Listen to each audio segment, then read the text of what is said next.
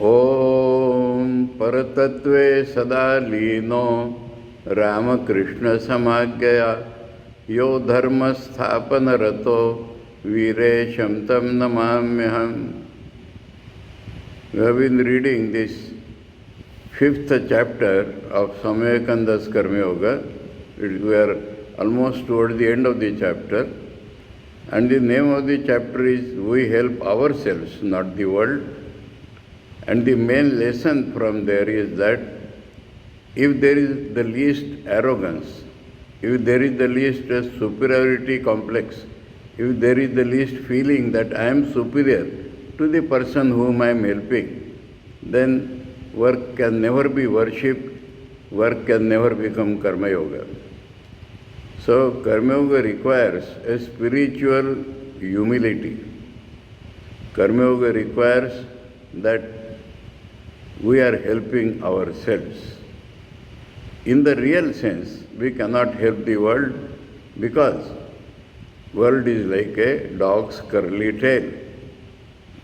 One bright example in this matter is we see a galaxy of incarnations coming on this earth. Why so? If one incarnation has set the world right, why we require another incarnation? And that is a mistake which people with certain limitations think, that only there can be one incarnation, or there can be only 10 incarnations. Why 10? One incarnation has set the world right. But the world is a dog's curly tail. So it will take its own course again, and we require another incarnation. So the very fact that there are various incarnations proves the same thing which Swamiji has shown here. So now, that para from which we had read one sentence, we again pick up that para. This world is like a dog's curly tail, and people have been striving to straighten it out for hundreds of years. But when they let it go, it has curled up again. How could it be otherwise? That is the very nature of the world. One must first know how to work without attachment. Attachment to the work, attachment to our ego, attachment to the people around us, that makes us, as Swamiji is telling, fanatic. Then one will not be a fanatic. What is a fanatic?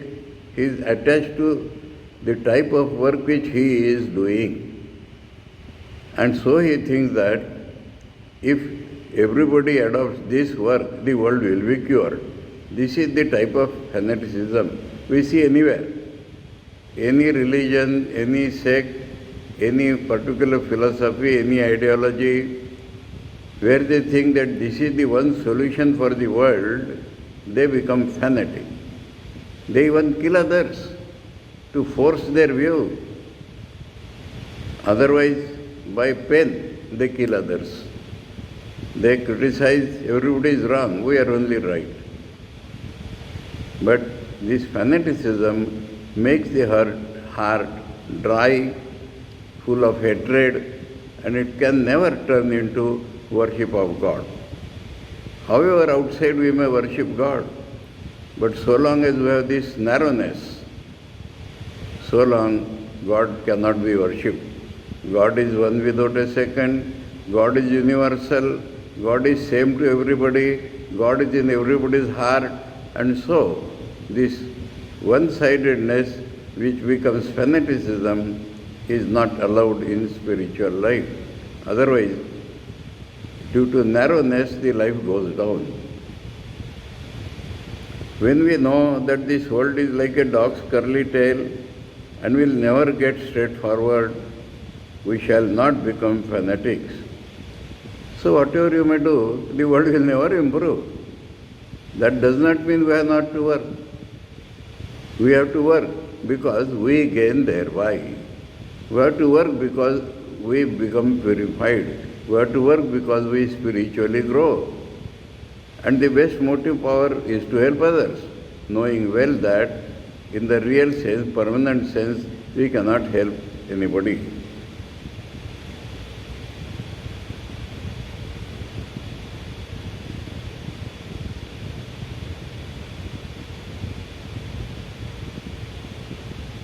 If there were no fanaticism in the world, it would make much more progress than it does now. Very important point. Fanaticism makes men negative, and this negativity retards any growth possible. So, if we know this by imagining the other side. So Swamiji says, if there were no fanaticism in the world, it would make much more progress than it does now. It is a mistake to think that fanaticism can make for the progress of mankind. All the fanatics think like that. If everybody adopts what they are doing, then the world will improve, which is wrong. On the contrary, it is a retarding element creating hatred and anger. That is the main thing. And causing people to fight each other and making them unsympathetic. We think that whatever we do or possess is the best. That is what is the natural but wrong human tendency. Natural but wrong human tendency. And what we do not do or possess is of no value. There is a beautiful incident here, and that incident will refer to older incident. The first incident is that Sri Ramakrishna's throat cancer was being treated by Dr. Sarkar and some of his friends. There was one Dr. Bhadudi in that group. And once he told Sri Ramakrishna in presence of all, when you recover, what will you do? You should practice homeopathy. Otherwise, what is the use of life? So for him practicing, Swami Vivekananda was sitting there, Narendra Nair. He immediately said, nothing like leather. Now this nothing like leather refers to an old story. One day we talked of Horatius, remember? So when the council sat, the first proposal was that let us create a hedge, wall around all our city. And they said it should be created by steel, iron. And there the cobbler says, why? He laughed. What are all this? We should create a wall of leather. Nothing like leather, sir. So that is the old story to which Swamiji referred. That means because he knows the work of leather, so he thinks leather is the best. This represents human mind. What we possess, what we can do. Even in practical Vedanta, Swamiji has referred to this. By practical, we mean what we can do. But Swamiji said there, Vedanta is practical in the ideal sense, not what you can do. So this is the common mistake. And so, I told you the other day that somebody asked me, what is your solution for have you thought of solution to cure all Indian medical problems? I said, no, that is not our thought.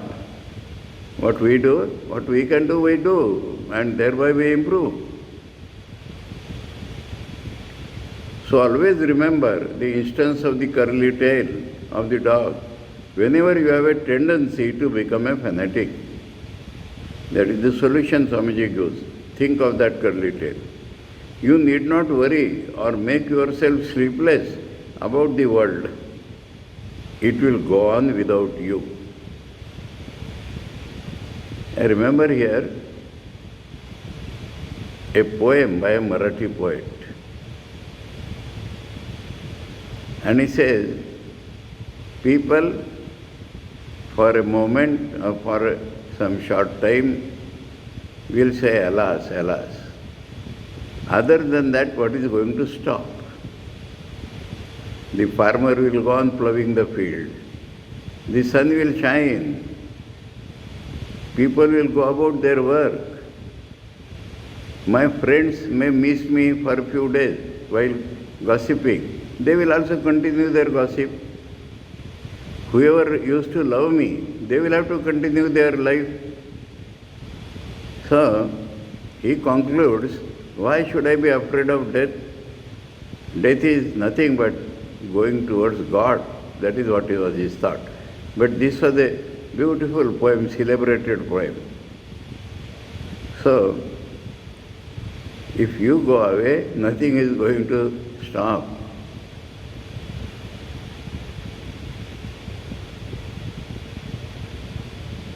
You need not worry or make yourself sleepless about the world. It will go on without you. When you have avoided fanaticism, then alone will you work well. Another side. Relatively, we are helping the world. This also can be done better if we are not fanatic.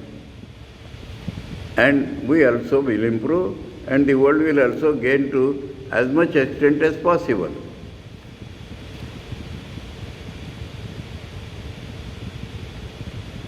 It is the level-headed man, the calm man of good judgment and cool nerves, of great sympathy and love, who does good work and so does good to himself simultaneously. The fanatic is foolish and has no sympathy. He can never straighten the world nor himself become pure and perfect, which is the goal of our doing work. To recapitulate the chief points in today's lecture, Swamiji himself has recapitulated, so tremendously useful it will be for us. First, we have to bear in mind that we are all debtors to the world and the world does not owe us anything. He got it by his own karma. We gave it to him and we are benefited. That should be the attitude. We should never feel ego that I have helped so and so. He got it because of his karma. That is how the philosophy says. If I became the instrument of helping, that has helped me to grow. So I am obliged to him. We are all debtors to the world. This you have to think. In another place, Swamiji has elaborated this. Suppose there are no farmers. Suppose they do not grow food. Can we live? Suppose they do not build houses. Can we live? Suppose there are no teachers to educate us. Shall we live? So we are debtors to the world. The society is doing so much for the individual. And we have to repay that loan as much as possible. We need not bother about how much they are helped. And the world does not owe us anything. It is a great privilege for all of us to be allowed to do anything for the world. Privilege. We should not seek outside privileges. We should seek this privilege. Let me help the world. This is the first point. The second point is that there is a God in this universe.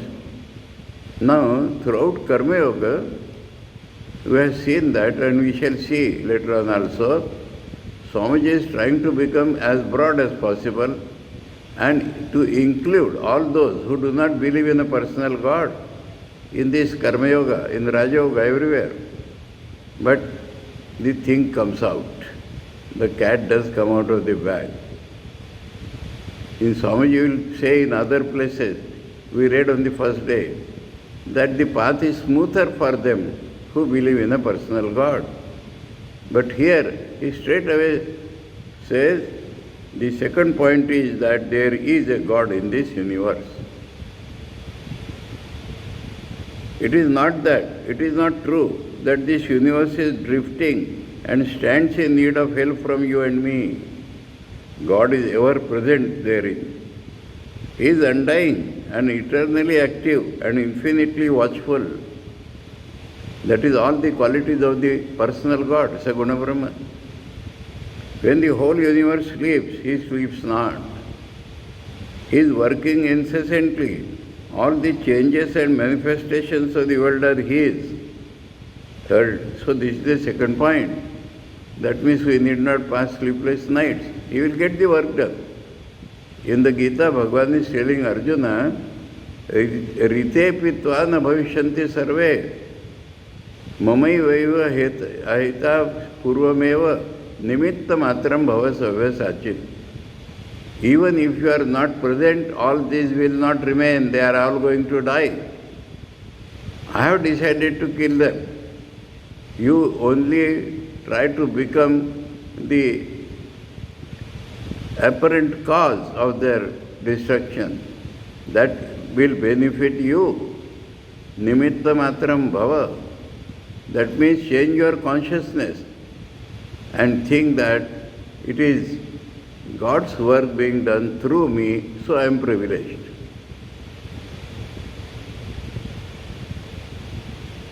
Thirdly, we ought not to hate anyone, because hatred is against spirituality. We should never hate anyone. This world will always continue to be a mixture of good and evil. Our duty is to sympathize with the weak and to love even the wrongdoer. That is what we see. All the great sages, avatars, from their life we can learn this. Not that we don't have to resist, but inside we must have the spirit that they are all forms of God. The world is a grand moral gymnasium, where we have all to take exercise so as to become stronger and stronger spiritually. So it's not physical exercise is not meant. The gymnasium is for mental or spiritual exercise. By helping others, our heart grows. Third point. Fourth point, fourthly, we ought not to be fanatics of any kind. Religious, political, any kind. Because fanaticism is opposed to love. You hear fanatics glibly saying, I do not hate the sinner, I hate the sin. But I am prepared to go any distance to see the face of that man who can really make a distinction between the sin and the sinner. It is easy to say so. Now here Swamiji brings in a Vedantic philosophic point. If we can distinguish well between quality and substance, we may become perfect men. If we can distinguish really quality and substance, we will become perfect men. This very knowledge, this very analytical knowledge. We only see the qualities, we do not see the substance at all. And we infer there is a substance. But if you can see that we are seeing only qualities and the substance is transcendent over the qualities, then we realize the truth. Unless we remove the qualities from our consciousness and can see the substance, the name does not remain substance, then it becomes the reality. Without qualities, Nirguna Brahma. That is how the philosophy. So on the basis of that, Swamiji is telling that you only talk that I do not hate the sinner, I hate the sin. It is not normally possible. It is possible only for the realized persons or on those who are on the way to realization. No hatred comes, no despise comes. As you grow spiritually, you will find that. Swamiji has said about himself that when I was very young, if there is a theatre or something on the other side of the road, I would walk from this side of the road. I wanted to keep such a distance. But now he says, I am ready to embrace the worst sinner. That is When you realize God, your love becomes universal. Because mistake, error is human nature.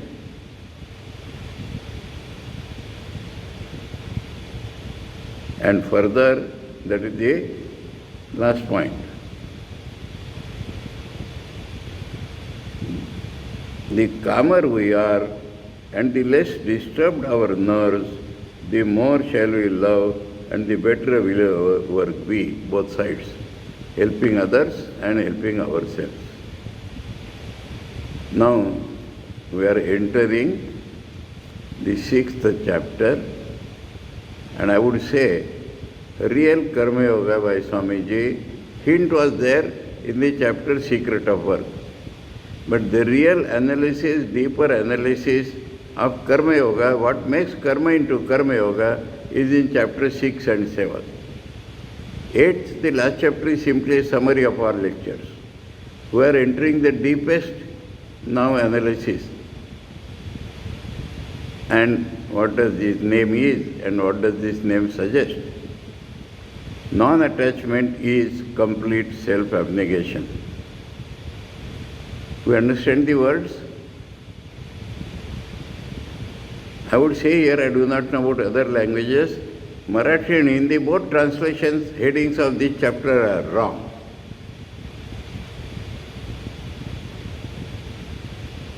They are saying that non-attachment is really self-abnegation.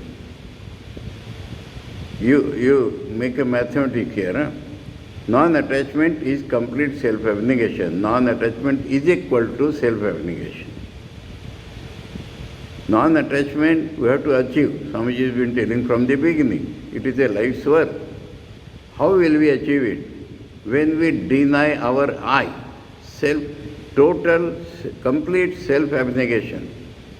Abnegation is a philosophical word, negation. Self means I, small I. Huh? Self, Atman we are not going to negate and we can never negate. When the small I is totally negated, then only non-attachment is possible. That is the meaning of the heading itself. Non-attachment will not lead to self-abnegation. Self-abnegation will lead to non-attachment. If I is there, my is there, and my is attachment. What else is attachment? The feeling of myness is attachment. Myness can be applied only to God, to none else. So, I and mine is the ignorance, that is the bane of life. Unless we kill this I, how can we kill mine? So if you want to be non-attached completely, you must abnegate. That means mentally, philosophically, spiritually. You should be beyond this I feeling. That is the meaning of complete self-complete. If you keep some I, that much impure your work will be. If you have no I, your work will become totally unattached. If no I, then where comes my? And if there is no my, where is attachment? All attachment is nothing but the feeling of my. My brother, my relatives, my country, my race, my religion, my body, my mind, my ego. This is all attachment. My work, my power, all this is attachment. So how will this my go? If I goes, then my will go. So long as I is there, my is there. So by the very heading, Swamiji has told, Karma Yoga means to negate I. Swamiji has said Karma Yoga means work with non-attachment. And we have seen non-attachment is a very big word to apply to karma. The real meaning is let the karma go on and we try to become more and more unattached. The real non-attachment, Swamiji has said, is life's work. So, life need not be counted by years or actual life. One may achieve this very moment if he can kill his eye. If you can renounce your eye, this moment you are unattached. If in 10 years, if in 5 years you achieve that, they will become non-attached. So that is the meaning by the heading. Non-attachment, I would add, is nothing but complete self-abnegation. And so, some of you will show in this chapter, some of you will show that. That is what is the heading. If you read the chapter, you will understand that lesser and lesser of I, more and more we become unattached. If the I is annihilated, there will be no attachment. Then we become real Karma Yogis, or we have succeeded in Karma Yoga. Now, Swamiji is starting from a high philosophical ground, and that is relation between Vyashti and Samashti, relation between the individual and the cosmic. Individuals are nothing but parts of that cosmic. If I do something, it affects the whole world. And what is happening in the whole world affects me. This is the first point Swamiji is telling here. Just as every action that emanates from us comes back to us as reaction, even so, our actions may act on other people and theirs on us. Because this whole, the cosmic, is consisting of these parts. The transcendent Brahman has no parts, but when you think of the cosmos, we are the parts. And every action will get, somebody will show, physically somebody will help us to understand this point. Perhaps all of you have observed it as a fact that when persons do evil actions, they become more and more evil, and when they begin to do good work, they become stronger and stronger and learn to do good at all times. That is action comes back as reaction. This intensification of the influence of action cannot be explained on any other ground than that we can act and react upon each other.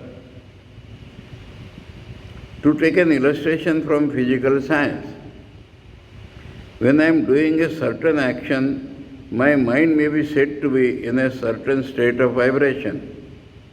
All minds which are in similar circumstances will have the tendency to be affected by my mind.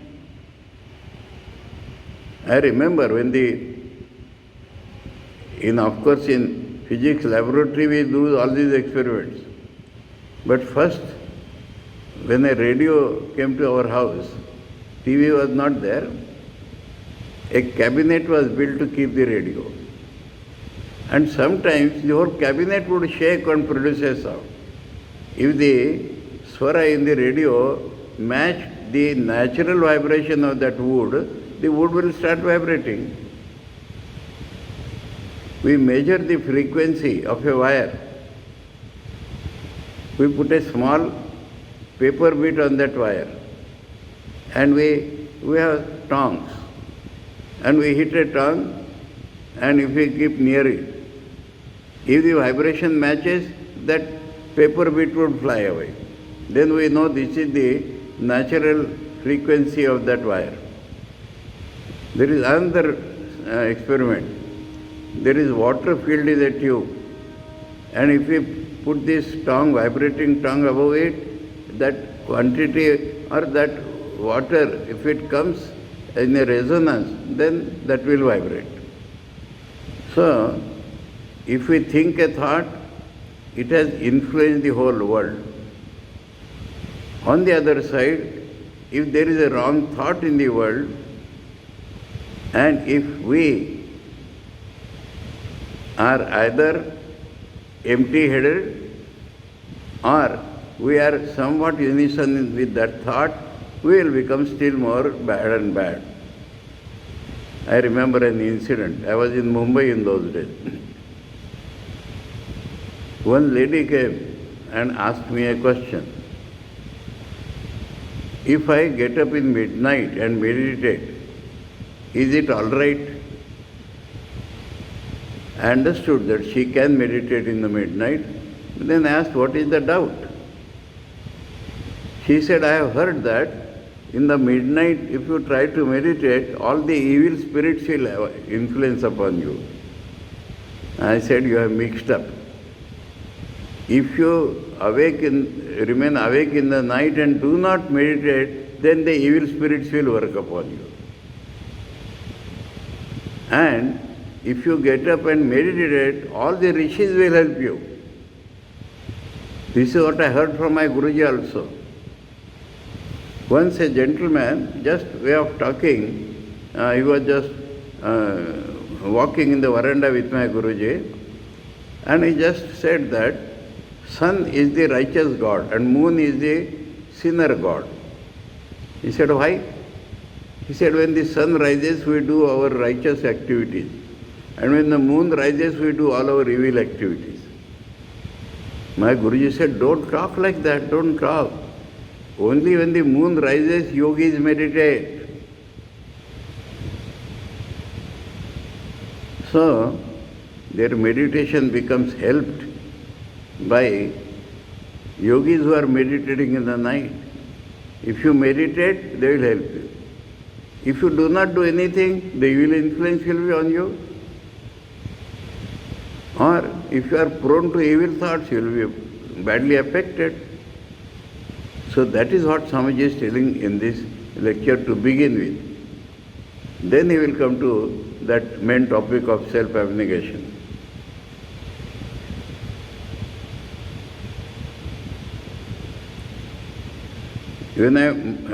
All minds which are in similar circumstances, not vibrating, they are under similar circumstances.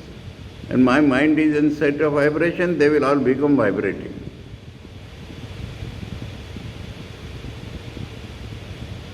Will have the tendency to be affected by my mind. If there are different musical instruments tuned alike in one room, in those days, Swamiji's days, radio was not there. What is radio? On the electronic wave, sound wave is loaded and that comes to us. If we tune, what we do by tuning? We accept that type of electronic wave. The sound waves automatically come to us. Similarly, when we speak, our thought waves are loaded on the sound waves. And when you get the sound waves, you get the thought waves also.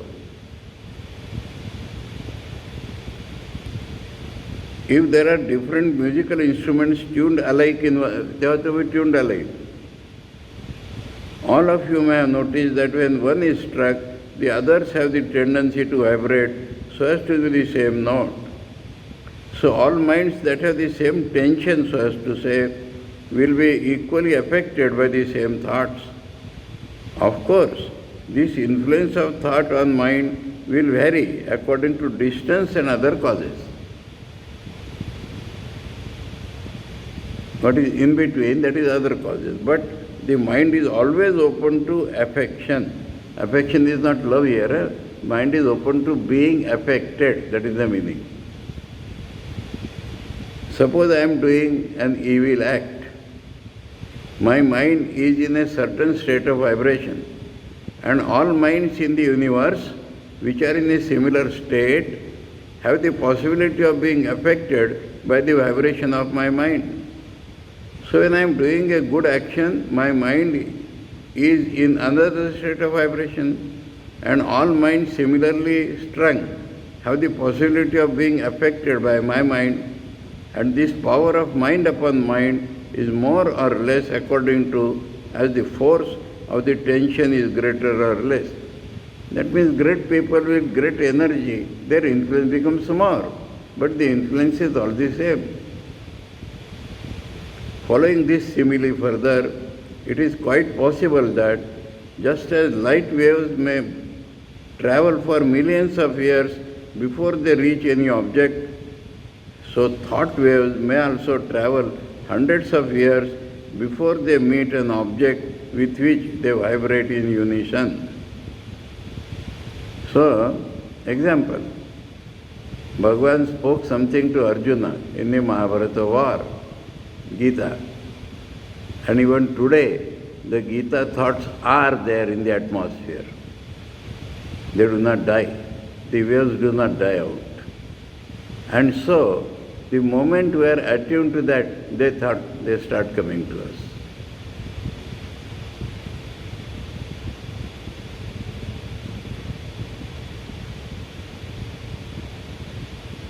It is quite possible, therefore, that this atmosphere of ours is full of such thought pulsations, both good and evil.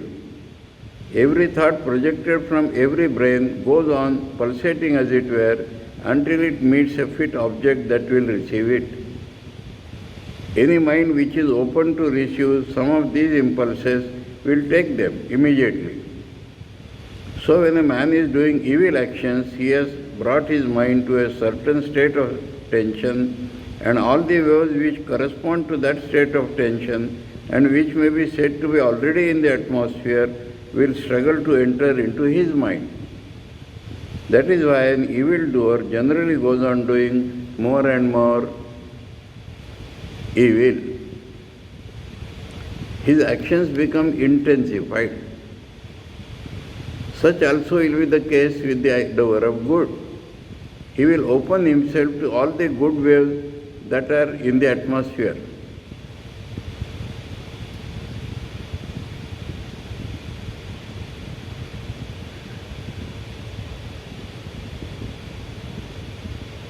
I remember an incident, but I want to not tell it fully. When the first time I was in Nagpur ashrama for 9 years, before I went to Belur Math. When I was about to go to Belur Math, my Guruji instructed me, I will not tell the first part. If you sit in a corner, secluded corner, and meditate, all disciples of Thakur will help you. That is what he had told me. If you mix with the fray, you will be smashed under the vortex of thoughts there.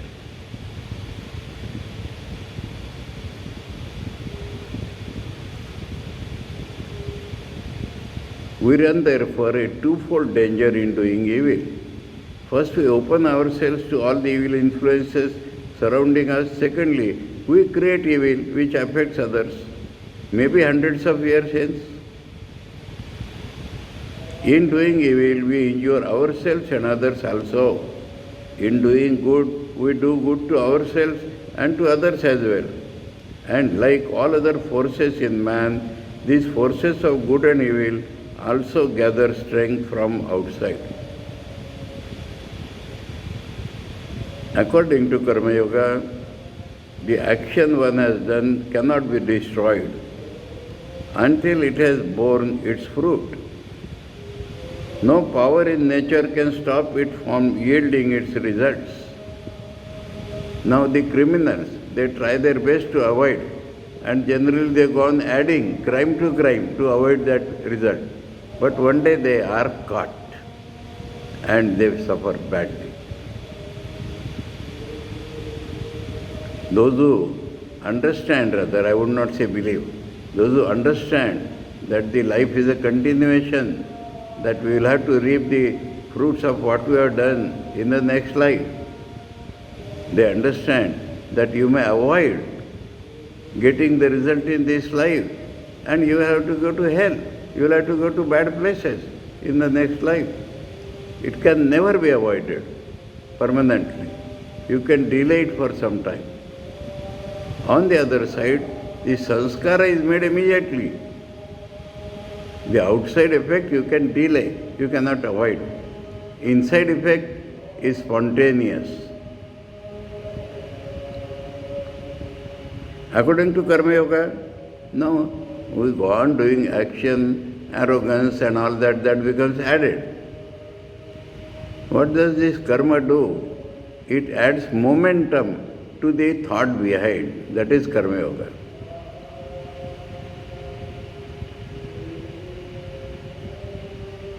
If I do an evil action, I must suffer for it. There is no power in this universe to stop or stay it. Similarly, if I do a good action, there is no power in the universe which can stop it bearing good results. The cause must have its effect. Nothing can prevent or restrain this. Now comes a very fine and serious question about Karma Yoga, namely that these actions of ours, both good and evil, are intimately connected with each other. He has shown it in many places already in this book.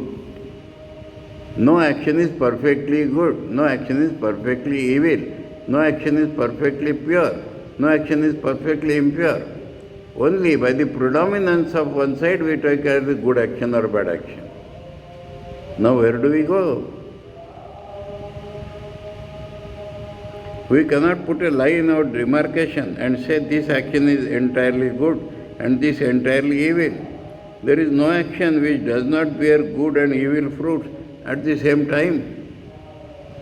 To take the nearest example, I am talking to you and some of you perhaps think I am doing good, and at the same time I am perhaps killing thousands of microbes in the atmosphere. That means the action which is supposed to be the best, teaching spirituality, also has this evil of killing microbes.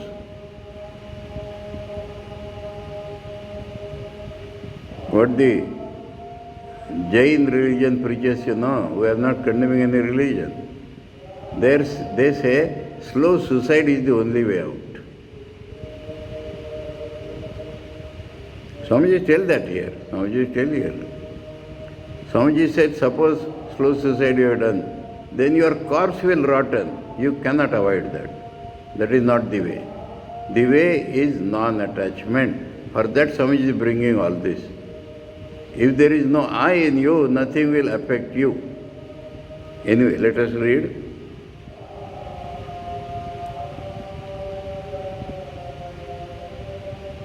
I am thus doing evil to something else. When it is very near to us and affects those we know, we say that it is very good action if it affects them in a good manner. For instance, you may call my speaking to you very good, but the microbes will not. The microbes you do not see, but yourself you do see. The way in which my talk affects you is obvious to you, but how it affects the microbes is not so obvious. And so, if we analyze our evil actions also, we may find that some good possibly results from them somewhere. He who is good actions sees that there is something evil in it, and in the midst of evil sees that there is something good in it somewhere, has known the secret of work. That is the secret of work. Why Swamiji is telling this? But what follows from it? That howsoever we may try, there cannot be any action which is perfectly pure or any which is perfectly impure, taking purity and impurity in the sense of injury and non-injury. We cannot breathe or live without injuring others. And every bit of food we eat is taken away from another's mouth. Our very lives are crowding out other lives. It may be men or animals or small microbes. But someone or other of these we have to crowd out. That being the case, it naturally follows that perfection can never be attained by work. That is the main point which Swamiji is to bring here. By work we can never attain perfection. Mind you, Swamiji is telling this in the Karma Yoga. We may work through all eternity, but there will be no way out of this intricate maze. You must work on and on and on. there will be no end to this inevitable association of good and evil in the results of work. The second point to consider is what is the end of work, end, aim, whatever you like to call. So this being the outside thing, karma is not going to lead us to perfection. Why are we doing karma? That is the point. What we are going to gain by that? The second point to consider is what is the end of work?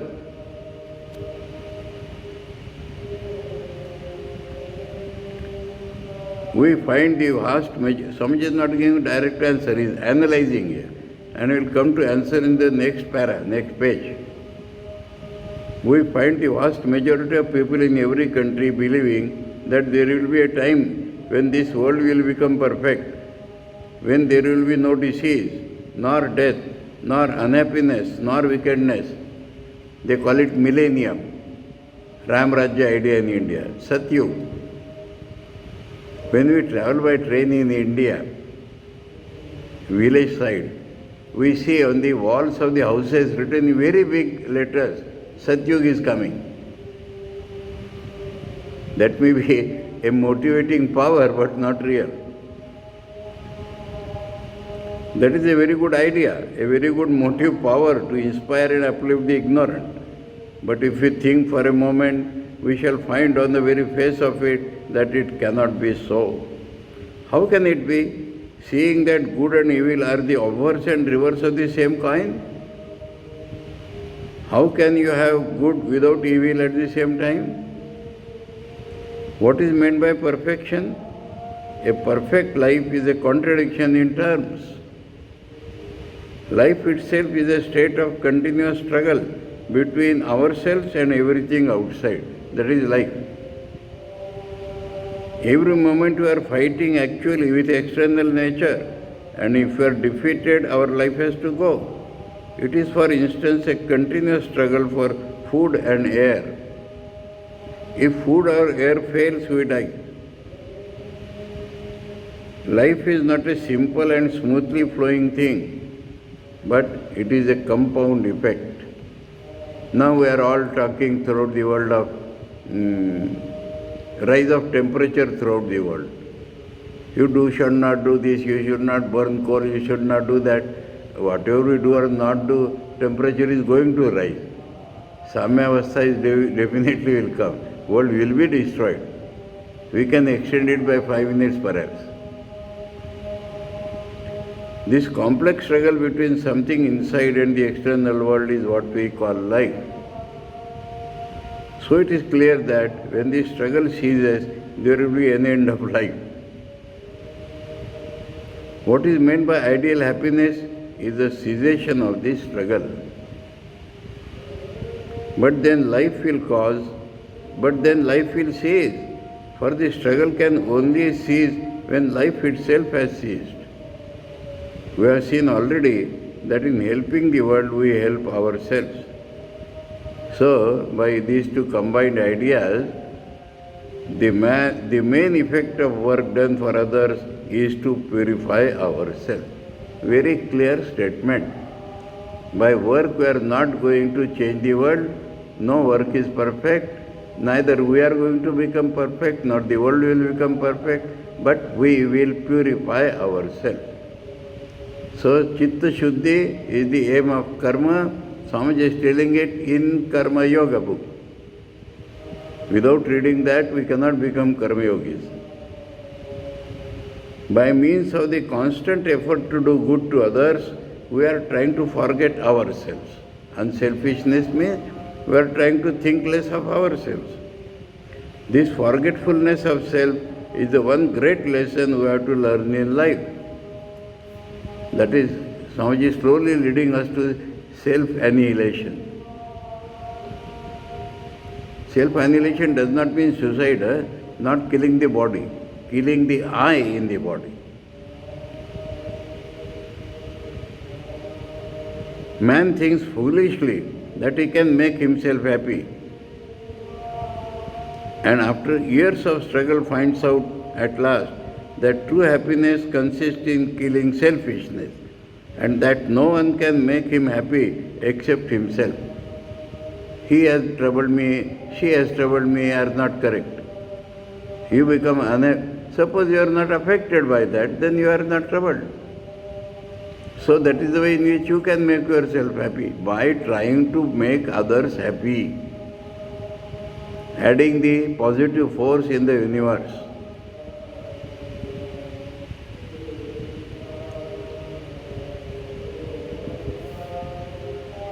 Every act of charity, every thought of sympathy, every action of help, every good deed without arrogance is taking so much of self-importance away from our little selves. Self-importance will spoil Karma Yoga. But if we are helping others, unselfish, more unselfish, complete unselfish, then we are killing this idea of small self.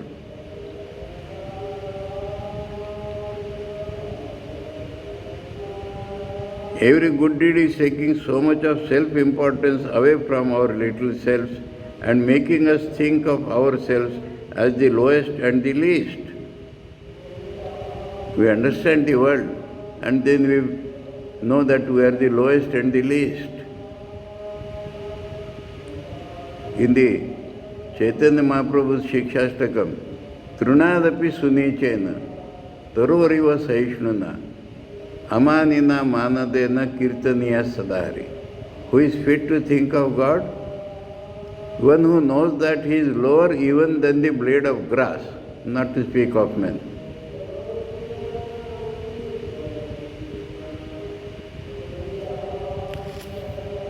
One story is told. The Guru told a man, he was arrogant or whatever, or mock modesty. Guru told him, you find out something which is lower than yourself and come back to me. Now he thought of animals. He thought, oh, but they are of some use to the humanity also. He saw the excreta of a man.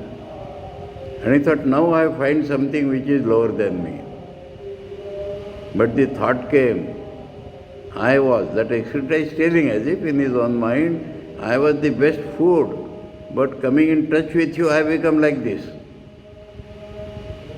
How can he say you are higher than me?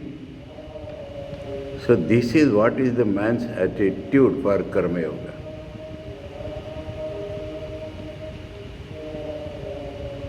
And therefore it is all good. What is all good? Act of charity, sympathy, action of help, good deed, these are good because it is making us think of ourselves as the lowest and the least. Here we find that Jnana, Bhakti and Karma all come to one point. I described one day, let me describe it again. Even bring the fourth Patanjali Yoga. Jnana, we are like camphor. If we ignite it, camphor will vanish. Good smell may prevail. That is Jnana Yoga. Bhakti, we are say sugar. If we dissolve ourselves in water, then we are gone. What has become sweet? That water is the universal self, God. And we, out of our love, get dissolved in that water. In Karma Yoga, we think we are like a piece of sandalwood. We go on rubbing and rubbing and rubbing. We finish it completely by rubbing out and only the good smell remains. That is Karma Yoga. So all three lead to self-annihilation only. Either this method or that method or this method. In this connection, Swamiji has not mentioned the Patanjali Yoga or what people know as Raj Yoga. If I add that, I would say it is like burying a man alive into deep soil. One day he will die. So if you go on denying these, all our lower things, anyway. But this is what Swamiji means here. Here we find that Jnana, Bhakti and Karma all come to one point. The highest ideal is eternal and entire self-abnegation. Now it becomes clear. Eternal, that means not today I am important, tomorrow I am not. Eternal and entire, no trace should remain. Self-abnegation, where there is no I, but all is thou. Thou here means the samashti, or thou here means God. And whether he is conscious or unconscious of it, Karma Yoga leads man to that end. He may not know, but Karma Yoga is leading him to that end. By going on doing, helping others, we are helping ourselves, but without ego. A religious preacher may become horrified at the idea of an impersonal God. Swamiji is meeting this too much in England, America. He may insist on a personal God and wish to keep up his own identity and individual. That is the difference between Nirgun Brahma and Sagun Brahma. If you want to keep yourself, it is Sagun Brahma. And to keep up his own identity and individuality. Whatever he may mean by that, means actually there is no individuality in us. It is a continuously changing affair. Our real individuality, Swamiji has told, will come only when we realize our Brahmahood. Then we are individuals. Whatever he may mean by that. But his ideas of ethics, if they are really good, cannot but be based on the highest self-abnegation. It is the basis of all morality. You may extend it to men or animals or angels. It is the one basic idea, the one fundamental principle running through all ethical systems. Not I, but thou. Now here,